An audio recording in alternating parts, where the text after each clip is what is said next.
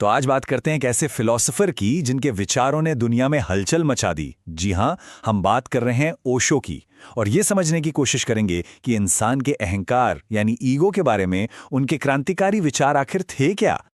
तो हुआ ये कि जब ओशो से उनकी बायोग्राफी के बारे में पूछा गया तो उन्होंने अपनी ही कहानी को मानने से इनकार कर दिया।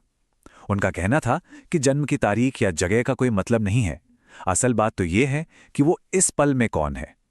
जरा सोचिए, कोई अपनी पहचान को ही मिटाने की बात क्यों करेगा? इसके पीछे क्या राज हो सकता है? ये सवाल मन में आना तो लाजमी है। अगर किसी की कोई कहानी ही नहीं है तो फिर उसके विचार क्या हैं? वो किस चीज में विश्वास करता था? और बात यही खत्म नहीं होती। ओशो ने सिर्फ अपनी जीवनी को ही नहीं बल्कि हर तरह के विश्वास या बिलीफ सिस्टम को भी नकार दिया। उनका कहना था कि उनका काम लोगों को डीप्रोग्राम करना है, मतलब जो कुछ भी समाज ने हमारे दिमाग में भर दिया है उसे पूरी तरह से साफ कर देना, ना कि कोई नया विश्वास थमा देना। तो उनका सबसे पहला और सबसे जरूरी आइडिया क्या था? देखिए, ओशो चाहते थे कि हम समाज की सिखाई हुई सारी बातें भूलकर अपनी उस मासूमियत में लौट जाएं जिसके साथ हम पैदा हुए थे। ओशो का कहना था कि जब कोई अपने अंदर गहराई से उतरता है तो उसे एक खालीपन मिलता है। उन्होंने इसे शून्यता या निर्वाण कहा। ये कुछ कुछ वैसा ही है जैसा बुद्ध ने कहा था। निर्वाण का मतलब है बुझ जाना, जैसे अहंकार की आग का बुझ जाना। तो ये जो अंदर का खालीपन है, इसे हम भरते किस चीज से हैं? ओशो के हिसाब से अहंकार से। और उनके लिए अहंकार कोई कॉन्फिडेंस नहीं है बल्कि एक डर है। ये एक नकाब है जिसे हम अपनी इस भावना को छिपाने के लिए पहनते हैं कि हम अंदर से कुछ भी नहीं है। और यहीं से अहंकार का जाल शुरू हो जाता है, एक ऐसी भूख जो कभी मिटती ही नहीं। सोचिए, बचपन से ही समाज हमें क्या सिखाता है कि तुम जैसे हो वैसे काफी नहीं हो, तुम्हें कुछ बनना होगा, खुद को साबित करना होगा, दुनिया पर अपनी छाप छोड़नी होगी। और यही दबाव हमारे अंदर अहंकार को जन्म देता है और उसे लगातार पालता पोसता रहता है। अब आप शायद सोच रहे होंगे कि भाई इसमें गलत क्या है? मेहनत करके कुछ हासिल करना तो अच्छी बात है, इससे गर्व महसूस होता है, समाज में इज्जत भी तो मिलती है।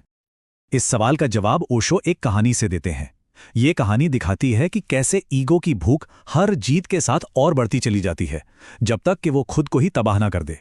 चूहा बिल्ली बना, फिर चीता और फिर शेर, लेकिन उसकी भूख बढ़ती ही गई और आखिर में उसने उसी पर हमला कर दिया जिसने उसे बनाया था।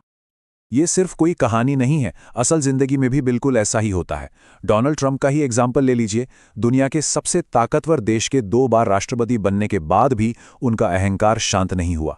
वो नोबेल पुरस्कार चाहते थे, सिर्फ इसलिए क्योंकि उनके विरोधी बराक ओबामा को वो मिल चुका था। या फिर नेपोलियन का उदाहरण देखिए, उसने लगभग पूरी दुनिया जीत ली थी, लेकिन उसे हमेशा ये लगता रहा कि उसकी हाइट कम है। मतलब अहंकार हमेशा कोई ना कोई कमी ढूंढ ही लेता है, फिर चाहे वो सच हो या झूठ। तो अब सबसे बड़ा सवाल ये उठता है कि इस जाल से बाहर निकला कैसे जाए। चलिए देखते हैं कि ओशो इसका क्या रास्ता बताते हैं। मगर यहाँ एक बहुत बड़ी मुश्किल है। अगर कोई अपने अहंकार को मारने की कोशिश करे तो उसे इसी बात का अहंकार हो जाता है कि वो कितना विनम्र और आध्यात्मिक है। ये तो एक और जाल हो गया। इसीलिए ओशो बुद्ध का रास्ता अपनाने को कहते हैं। अहंकार से लड़ो मत, बस उसे देखो एक ऑडियंस की तरह, बिना कोई जजमेंट पास किए। जब आप ये मान लेते हैं कि आप असल में कुछ नहीं हैं, तो अहंकार की पकड़ अपने आप ही ढीली पड़ जाती है। इसका सीधा सा मतलब ये है कि अहंकार को जिंदा रहने के लिए हमारे ध्यान की, हमारे अटेंशन की जरूरत है। जैसे ही हम उस पर ध्यान देना बंद कर देते हैं, वो ताश के पत्तों के महल की तरह अपने आप ढह जाता है। अब देखते हैं कि ये सारी बातें आज की दुनिया की चुनौतियों से कैसे जुड़ती हैं। देखिए, यहाँ एक बुनियादी टकराव है। एक तरफ समाज है जो चाहता है कि हम एक मशीन की तरह काम करें, एकदम एफिशिएंट, और दूसरी तरफ है सच्ची आजादी जो आत्म जागरूकता यानी सेल्फ अवेयरनेस से मिलती है। और यही अवेयरनेस हमें मशीन बनने से रोकती है। और इस अवेयरनेस की कमी हमारी रोजमर्रा की जिंदगी में साफ साफ दिखती है। जैसे बिना सोचे समझे सोशल मीडिया पर घंटों स्क्रॉल करते रहना, या फिर कंपल्सिव शॉपिंग करना, दूसरों से अपनी तुलना करके जलते रहना। ये सब उसी अहंकार के जाल के लक्षण हैं। ओशो का एक कोटेशन बताता है कि क्यों समाज अक्सर सच्ची सेल्फ अवेयरनेस को बढ़ावा नहीं देता, क्योंकि बुद्धिमान और जागरूक लोगों पर काबू पाना या उनका शोषण करना मुश्किल होता है। लेकिन अगर हम इस रास्ते पर चल पड़ें तो क्या होगा? ओशो कहते हैं कि अहंकार के बोझ के बिना हम एक फ्लो की स्टेट में आ जाते हैं, एक ऐसी अवस्था जहां बड़े बड़े काम भी बिना किसी टेंशन या कंपटीशन के अपने आप होने लगते हैं। और आखिर में ये सब हमें एक बहुत बड़े सवाल पर लाकर छोड़ देता है। क्या हम वाकई अपनी जिंदगी जी रहे हैं या सिर्फ समाज का लिखा हुआ कोई प्रोग्राम चला रहे हैं?